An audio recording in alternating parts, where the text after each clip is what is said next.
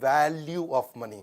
ये वैल्यूज की वैल्यू करते, पैसे की भी बहुत वैल्यू करते हैं। ऐसा नहीं अरबपति तो कुछ भी कर देंगे। नारायण मूर्ति, सुधा मूर्ति उनका बेटा, और क्योंकि अब बड़े अमीर लोग थे, तो बेटा बोला मां मेरे को अपने दोस्तों को बर्थडे पार्टी देना, मैं 5 स्टार में होके आया किसी की बर्थडे पार्टी, अरे बड़ा मजा आया मां, मेरे को भी पार्टी देने का। ऐसा सुधा मूर्ति ने बोला बेटा कितना पैसा लगेगा? उसने बोला मां 50,000 रुपया लग जाएगा कम से कम। मां बोली बेटा इतने में तो तेरा ड्राइवर है ना, उसको अगर 20,000 रुपए दे दिया तो उसके बच्चा पड़ जाएगा पूरा अच्छे से, ये क्यों बर्बाद करता है? मां ने उसको समझाया एक समोसा ले ले, एक फ्रूटी ले ले, सबको खिला दे, इतने में काम चल जाएगा। वो दुखी तो बहुत हुआ मां से, थोड़ा मां को कन्विंस कर लिया, ठीक है चलो समोसा फ्रूटी के साथ गुलाब जामुन भी दे दूंगा। लेकिन आज वही नारायण मूर्ति का बेटा कहता है मां सबसे बड़ा पाठ आपने सिखाया। उसने अपने ड्राइवर को भी 20,000 रुपए दिए जिससे उसका बेटा पढ़ सका। मुकेश अंबानी के पास 3 प्राइवेट जेट, अगली कहानी ध्यान से सुनना। ईशा अंबानी लंदन में पढ़ रही थी, वहां दोस्तों पे बिल्कुल ऐसा बोल पड़ी, वहां पे थोड़ा किसी ने उसको छेड़ा, तंग किया, बोला प्राइवेट जेट आएगा मेरा छुट्टियों में मेरे को लेने के लिए। समझ गया अंबानी की लड़की हूं। ये बात मुकेश अंबानी तक पहुंच गई। मुकेश को लगा यार बेटी में थोड़ा अहंकार आ रहा है, उसने जेट नहीं भेजा। उसने बोला कि जो तुमको पैसे दिए ना वहां जेब खर्ची के, उसी पैसे से पैसा बचा के अपनी टिकट लेके खुद आओगी।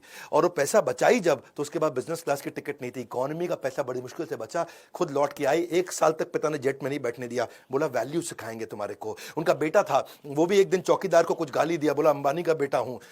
जब मुकेश अंबानी को बात पता चली, उसने चौकीदार को ढूंढा, पता लगाया उसके बारे में, सारे परिवार को इकट्ठा करके चौकीदार को बुलवाया, वहीं माफी मंगवाई उससे।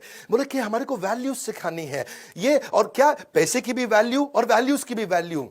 बिल गेट्स, अगर आप कहीं सर्वे कर लो ना अपने आसपास के ऑफिस में, तो मोस्ट इन्फ्लुएंशियल लोगों में अगर आप पूछो 3 सबसे इन्फ्लुएंशियल लोग कौन है, हर आदमी बिल गेट्स का नाम 3 में से एक जरूर ले लेगा। इतना वेल्दीएस्ट आदमी। फोर्ब्स ने जब लिस्ट निकाली 23 में से 18 बार वो रिचेस्ट मैन बना था वर्ल्ड का। ठीक है, ऑफ कोर्स आजकल नहीं है, आजकल जेफ भैया आगे आ गए, इलॉन भैया आगे आ गए।